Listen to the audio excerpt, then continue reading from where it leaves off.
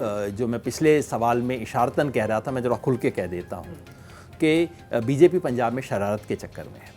और शरारत ये है कि एक सिख एक्सट्रीमिस्ट सेंटीमेंट थोड़ा सा अगर ऊपर हो जाता है तो बड़ा हिंदू समुदाय डर के बीजेपी की तरफ वापस आएगा। ये बहुत खतरनाक खेल है, इसका पंजाब को और देश को बहुत बड़ा खामियाजा हो सकता है। सर, मैं पंजाब की बात करना चाहूँगा आपसे। पंजाब में जो लोकसभा के रिजल्ट आए, बीजेपी 0 और अकाली दल 1 पे रह गया और आम आदमी पार्टी 3 पे। अकाली दल का बिल्कुल डाउन होना और बीजेपी का गेम से बाहर हो जाना, क्या कारण आप मानते हैं इसमें? पहली बात तो कि अकाली दल जो है वो पंजाब में एक ख़ास तरह का सेंटिमेंट रहा है सिख समुदाय के अंदर। उस सेंटिमेंट के साथ उससे जुड़ के अकाली दल खड़ा हुआ था, उसके आधार पे टिका रहा है। वो सेंटिमेंट पंजाब में है और अगले काफ़ी समय तक रहेगा। 84 के नरसंहार के बाद वो सेंटिमेंट बहुत मजबूत हुआ और वो कभी अकाली दल को अपने रिप्रेजेंटेटिव के रूप में देखता है, लेकिन जब अकाली दल कमज़ोर हो तो फिर वो दलों के बाहर अपना रिप्रेजेंटेटिव ढूंढना शुरू कर देता है। इस बार यही हुआ सुखबीर सिंह बादल के चलते, चूँकि वो बड़े बादल साहब की जगह ले नहीं पा रहे हैं। उस तरह का जो एक व्यापकता थी प्रकाश सिंह बादल जी के नेतृत्व में, वैसी सुखबीर बादल के नेतृत्व में दिखाई नहीं देती। पार्टी में भयंकर धड़ेबंदी है, बिल्कुल खुल के रोज़ बयान आते हैं, मीटिंग्स होती हैं।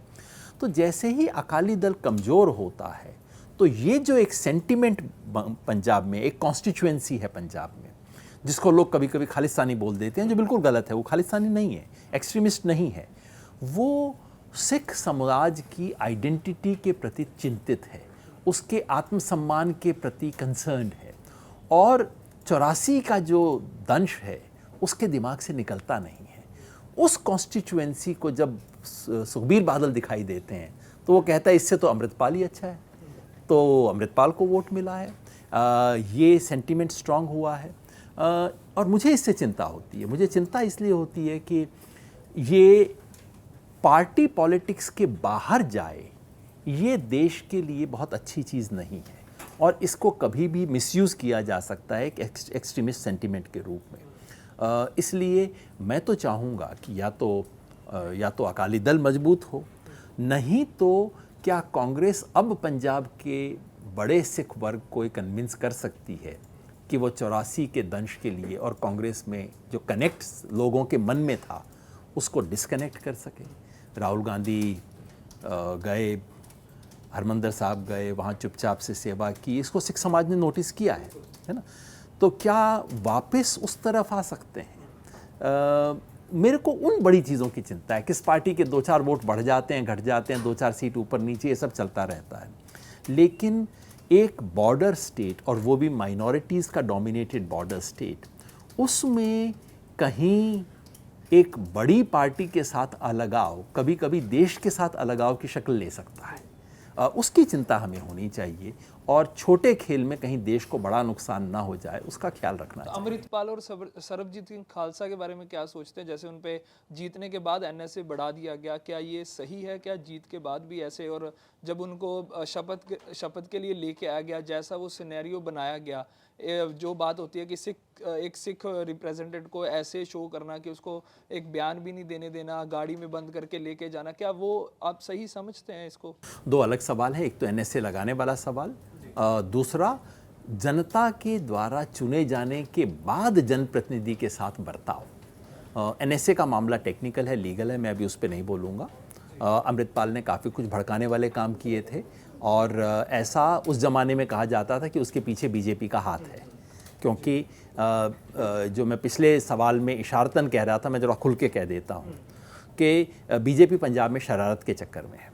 और शरारत ये है कि एक सिख एक्सट्रीमिस्ट सेंटीमेंट थोड़ा सा अगर ऊपर हो जाता है तो बड़ा हिंदू समुदाय डर के बीजेपी की तरफ वापस आएगा और आम आदमी पार्टी से सिख दूर हटेंगे। ये खेल है, ये बहुत खतरनाक खेल है।